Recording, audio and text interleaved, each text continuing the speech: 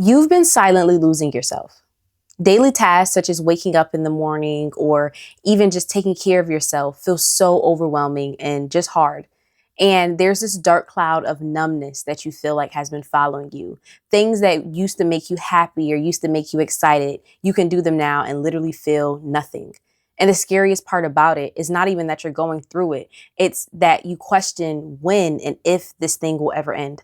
So in this video, I want to talk to you if you're going through any of those things and you really just want to get an understanding of it or figure out how to get through it.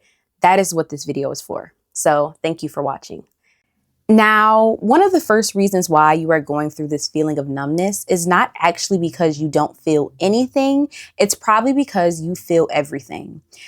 People a lot of times don't understand that being numb is not actually the absence of emotion, it's usually the overwhelm of emotion. You're feeling so many emotions at once that your brain cannot process. And so you get this overwhelming, just numb feeling, just giving it one label because there's so many things happening at once and your brain feels like it's getting jumped. It don't know what to do.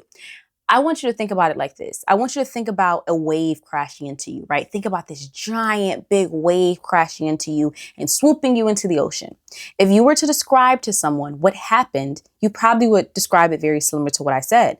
This huge wave came and crashed into me, or it was these really, really big waves and they came crashing into me. You aren't going to talk about the waves that were developing miles prior that hit one wave, that hit another wave, that hit another wave, that ultimately landed into the wave that hit you. But why do we not do that? It's because we don't have a label for them. They're all called waves. They don't have a different name. They don't have a different ID number. They're all waves. And describing it like that, it probably makes a lot of sense. But think about that with your emotions. All of these emotions are attacking you at once to the point where you can't even process and say, wait, is this emotion? Is that emotion? Is this emotion? It's just this overwhelm of emotions. And I also want you to understand, to make it a little bit simpler with how our brain works, if your brain can't identify something, it somewhat acts as if it doesn't exist. So if your brain can't tell you what something is, it's going to be as if that thing does not exist, because how are you able to label that thing, right? Very similar to, let's say you were outside and you saw something crazy and you went back in the house and you told your sister, you were like, I just saw this crazy, like it was so crazy. It was just so crazy. And she was like, what was it? What was it? You like, it was just so crazy. And she's like, was it a dog? And you're like, no. Was it a car? No. If you don't have anything to compare it to based on your prior experiences, you're going to have no way to label this thing. And so that's very similar to your emotions. You're probably going through things right now that first and foremost, you don't know how to label. And then imagine not knowing how to label a lot of these things. And it's so many things coming at you at once. Now, I know first hearing that, we might think, well, I know all my emotions. I know happiness. I know sadness. I know fear, anger. I've experienced these things before, but this thing feels new. Like, I don't know what this thing is. You're partially right, but let me explain it a little bit deeper. So our understanding of kind of what emotions are and how do we act out emotions, right? How do we act out anger? How do we act out fear? How do we act out sadness is something that we learned during our childhood. And it's actually something called attachment styles. Not sure if you've heard of those before, but there are 4 attachment styles. There are secure attachment, there's anxious, there's avoidant, and there's disorganized. And I'm not going to talk about them too much, but basically our attachment styles are how we go about relationships. And when we think about relationships, we think of like boyfriends and girlfriends. And sometimes we think about sisters and brothers and moms and dads, different relationships with other people. But also it's the kind of relationship that we have with ourselves. And though I'm not going to get into them exactly, we learn them based upon how our parents essentially show us how to act out emotions and essentially what these emotions are. So we grow up, whether you realize it or not, mirroring our parents' emotions. And that's why a lot of people say things like, you act like your mom, you just like your dad. It's because we mirror their emotions. Our parents teach us how to be sad. When you fall off a playscape and your parents say, no, you're okay, you're okay. Now, the next time the kid even stumbles and falls, they start crying, even if they're not hurt, because that's how they were taught how to react. I don't know if you ever saw a kid act out something a adult did, like a kid stub their toe and be like, say a cuss word or something, or just something, I know that was a crazy analogy, but just something of that sort, it's because they're acting out what they've seen adults do. And so that's one way that we figure out our emotions. And another way too is how our parents, very similar too though, provide for us emotionally. So especially people who have an avoidant attachment style, your parents weren't there for you emotionally. And so you grow up really not understanding emotions. Though we all experience them, you don't understand them to label them. And so going back to what I said about the waves and going back to what I said about the overwhelm and just not understanding what you're going through, sometimes it may be you're experiencing emotion your parents never showed you how to deal with. And maybe it's because they weren't there for you. Or maybe it's because we're living in a new generation and we're experiencing things that our parents just didn't even think they had to equip us with. Our parents didn't think at the drop of a dime we could hear about a war going on in a different country and we could see videos of kids going through the craziest things in other countries and all this other stuff and all these emotions. And our parents also didn't think that while the economy is as bad as it is, especially for people who try to go to school and graduate, and even people who haven't, not saying there's a hierarchy, but there's this thing of, a lot of college graduates talking about everybody, all our parents that we were supposed to go to school and all our parents that we were supposed to do this. And now I can't find a job. They didn't prepare them for that. They didn't prepare them for what to do during these situations. And especially when trauma comes, there's certain things that they weren't prepared to do. And so I want you to understand one of the reasons why it's so hard for you to label these emotions is simply because you don't even know what they are. You've never even seen someone go through this. And especially when you are trying to be the first doing something, when you're trying to be the first millionaire in your family, when you are trying to be the first person to break this, generational curse, when you're trying to be the first person to go to college, when you're trying to be the first person to get a 6-figure job, nobody was able to teach you how to navigate this life. And nobody was able to teach you how to deal with these emotions. And so I think sometimes we don't realize there's that big gap. When you're going from the person that you currently are to the person that you want to be, there's a gap because things just don't feel like they fit anymore. You try to hang out with friends you used to hang out with and it doesn't feel the same. You try to do things that you did prior and it doesn't feel the same. And I think that can sometimes be a problem when you're searching for a feeling, is because when you're becoming a new person, you have new emotions essentially. And certain things that made you happy before didn't make you happy. And certain things that made you sad before didn't make you sad. And I think sometimes too, we look for emotions in prior experiences and it's like, but you said you wanted to be a new person, right? So now you have a different definition of what that emotion looks like. And I think that's sometimes too why people's like, I'm numb, because they're like, this used to make me happy. This used to make me excited. This used to, and it's not working anymore. Why is it not working for me? Because you are not the same person. And so I'm going to talk about that a little bit later. But one thing I also really want to touch on too are the individuals that turn off their emotions on purpose.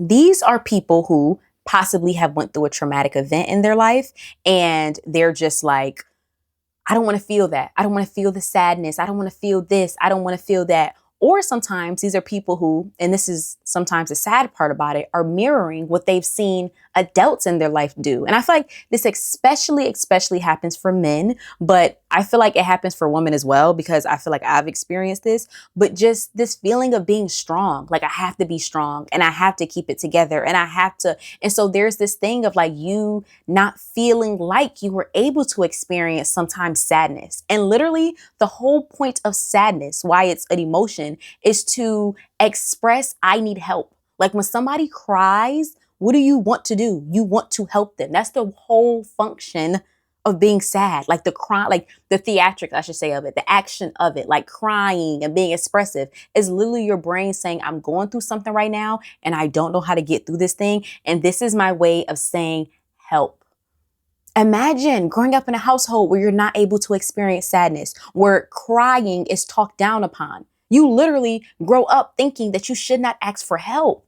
And so, like I said, there are some people who turn it off on purpose for negative events happening in their life. And they're just like, I don't want to feel anything. Or some people who just grow up in households where certain emotions are turned off. But I want you to understand there's two negative things about this.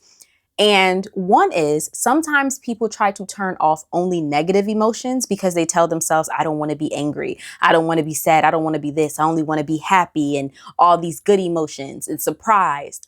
The problem is some people are effective at doing this, but in my opinion, it requires a heightened necessity for your good emotions. Like you have to be really, really happy. You can't just be regular level happy. You have to be really, really surprised. And I think that puts you at a disadvantage at life because everything has to be so heightened that even when you try to experience happiness or anything like that genuinely or joy, it just feels like it's not enough. And you think it's something wrong with you, but it's because you suppress this feeling down here. So this feeling is up here.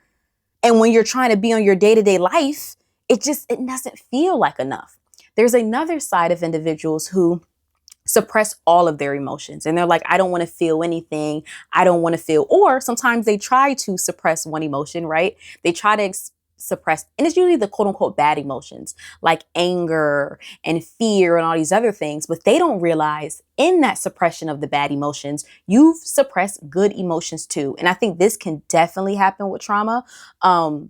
You just suppress everything because there's this thing of like, I don't really want to feel the bad emotions, but it's like, I can't turn it off or on for quote unquote bad, quote unquote good. So I just don't want to feel anything. And so, like I said before, you always are experiencing emotions. I don't want anyone to think like, yeah, but I really turn them off because you mentally have turned your emotions off. You don't allow yourself to really process them, but you're always feeling them. A basic example of understanding this is more on a scientific level is anger. Like it's scientifically proven when you're angry, your heart rate, boom, boom, boom, boom, boom, boom, boom, boom, your heart rate goes up. So it's not something where it's like you can control it as much as you think you can.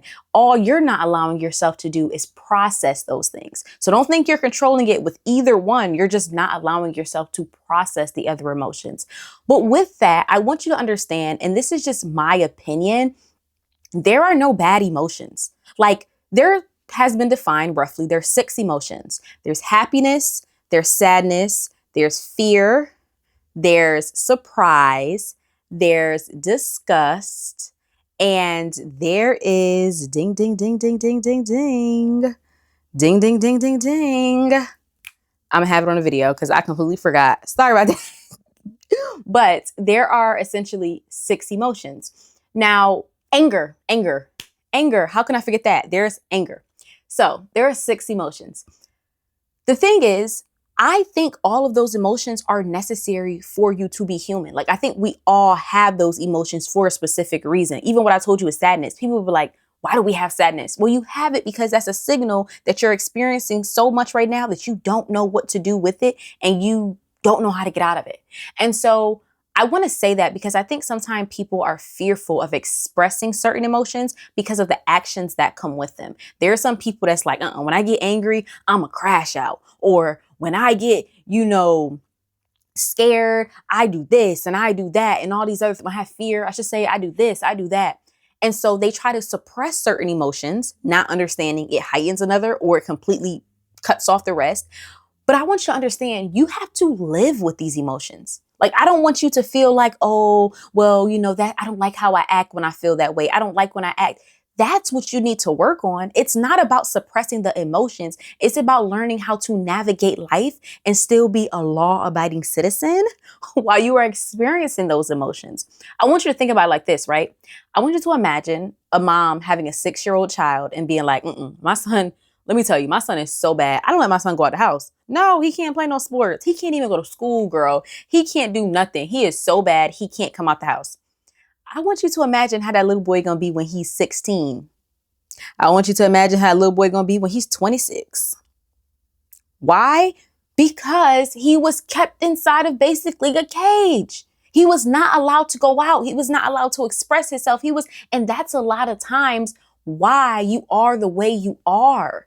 Like, you're so fearful of how you gonna act. And I can imagine how that lady would feel when her 16-year-old son come out. She probably so scared to let that boy do anything by himself because he don't know how to navigate with people and he don't know how to be around people. That is how your emotions are. That anger you have pent up is waiting for somebody to say something. That fear that you have pent up is waiting for somebody to make them get fearful.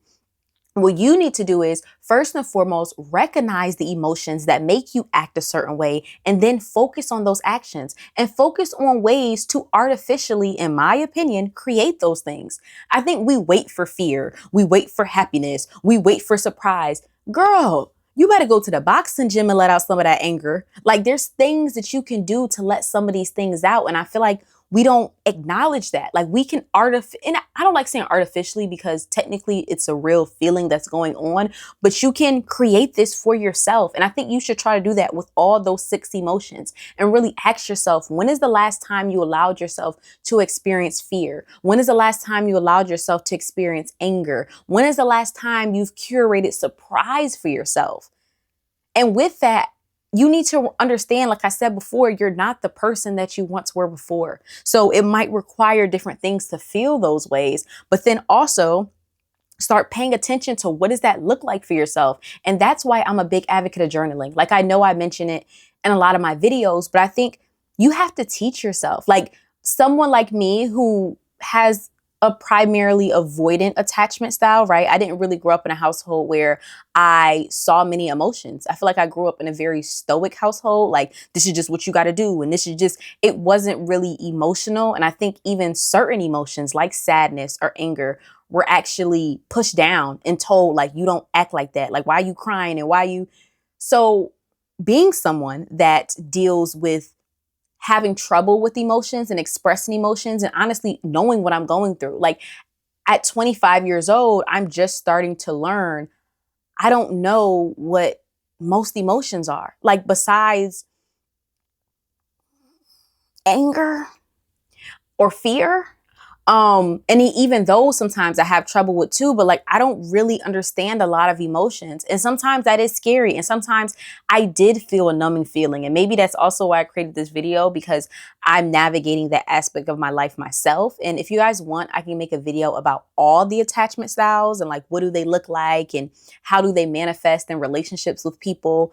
But I've had to realize that, like, I literally sometimes have to write down how things make me feel in the moment and then figure out literally how to categorize them. Like, is this a fear emotion? Is this a happiness emotion? Is this like, what is this? And I think at the same time too, recognizing when I'm lacking in one emotion. Like, you haven't had you ain't cried in a while, girl. You ain't had nothing surprise you in a while. Every single day feels the same. Like, sometimes too, we have to acknowledge you have not felt these emotions. Like, you haven't curated a life for yourself to feel certain things too. And I feel like the double-edged sword with that is when you do feel numb, you don't want to do anything. So it's like, if you don't do anything, you don't feel anything. And it just becomes a self-seeking prophecy. Like, I don't feel anything. I don't want to do anything. And it's like, those two go hand in hand. So one of the things I want you to understand is the action gap that you might be experiencing when you don't want to do anything. And I get it. Sometimes you don't want to wake up and even sometimes take care of yourself, or you don't want to, especially do the extras. Like, there's some people who they don't even want to, and this is no disrespect, but like, they don't even want to take a bath. They don't want to brush their teeth. They don't want to wash their clothes. They just don't want to do anything. So imagine trying to tell that person, yeah, well, you need to go to the gym. Well, yeah, you need to start that business. Well, yeah, it feels even more daunting on them, even more overwhelming on them, because it's hard for them to do the basic things. And then they feel even more bad because they're not doing the extras. I didn't go to the gym today. And then there's somebody who's scrolling on social media with the best body talk about did you go to the gym today? I didn't drink 2 Stanley cups of water. And there's this girl making this whole post talking about how her face got so slim because she drank water. And it's like, I got a fat face. And it's just overwhelming. I completely get it. But I recommend, and this is maybe just because this is how I am and what I do, but I recommend creating routines based upon you not striving for a feeling, but you just checking off things on the list. So first, create routines around your basic needs. So make sure you are brushing your teeth every day. Make sure you are showering every day. Make sure you are eating 2 to 3 meals every single day. Like, make routines around those things and start small. If you're not doing all those things, you don't have to do them all the same day. Start small. And then once you've gotten your basics, that's when you can say, okay, Monday at 10 a.m., I'm going to the gym. Only require yourself to do it small. Like, require yourself to only just do something. Because like I said, you're just looking for a feeling. You just want to be able to say, this is how I feel, and be able to recreate it. And in my opinion, it's just about you realizing there's an overwhelm of feelings and not trying to dissect them and process them all at once. Picking what areas in your life you want to process, and you want to dissect, and doing it like that. But you can't do that if you literally don't know what you're going through. And so that's why I say I recommend journaling, to start keeping up with your moods and just keeping up with what you're going through. Because sometimes we are experiencing something, but because it becomes so normal for us to experience that thing, we don't even realize there's an emotion that's attached with that thing. And we say we're numb, but then you look and you say, no, girl, I just read the journal. You're angry. No, I just read the journal. You're in fear. But to us, we're numb. And sometimes our brain does that because it's just so overwhelmed with feelings, and it's like, I don't want to feel anything. And if I feel anything, it's just gonna be bad. But like I said before, there is no bad feelings. Literally, anger is what gets people motivated. People are like, oh, how can I curate anger? I want you to write a journal post of all the people you feel like disrespected you, all the times you feel like people took you for granted. You want to get angry? Get yourself angry. Like, it's no problem with that. Like, write an angry journal post. That's what I recommend you do. Write an angry journal post and write out how you feel, and write out what people be saying, and write out what people be doing. But all in all, I just want you to realize you're not numb. You're overwhelmed with emotions. And to get through these things, you have to figure out how to, first and foremost, like I said, figure out what they are, but then also figure out what they are, how to process those things, and stop running away from emotions because you're afraid of how you act when you have that emotion. You need to learn how to live with that emotion, because you're always going to have emotions, whether you try to suppress them or not. And so you could live a life of suppression, feeling numb, or you can live a life of processing, but the choice is yours. Thank you guys so much for watching my video. If you guys want, below, I will create a worksheet. Oh, probably not a worksheet. I'll create kind of like a journal post list of every single day when you wake up in the morning, questions you can ask yourself, basically to help you get a better understanding of your emotions and hopefully feel less numb. So if you want that, below, comment below numb, and I'll send that to you. And also, I'll probably have it in the description below or something like that. But if you want that, drop numb below and I will send it to you, and I'll probably have it in the description or the caption too if a lot of people say that they want it. So thank you guys so much. Don't forget to like, comment, and subscribe, and have a great one.